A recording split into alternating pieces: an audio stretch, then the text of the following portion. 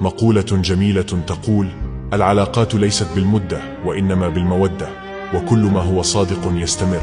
فعلا، أحيانا تتعرف على شخص خلال أسبوع أو شهر وتشعر أنه قريب جدا من قلبك، تثق به وتطمئن له، بينما هناك أشخاص تعرفهم منذ سنوات طويلة لكن لا تجد معهم الراحة. وهذا المعنى جاء في الحديث النبوي الشريف حين قال النبي صلى الله عليه وسلم: الأرواح جنود مجندة، فما تعارف منها ائتلف، وما تناكر منها اختلف. شارك هذا الفيديو مع شخص تشعر أنه قريب من قلبك، وتود أن تقول له إن العلاقات الحقيقية بالمودة وليست بالمدة.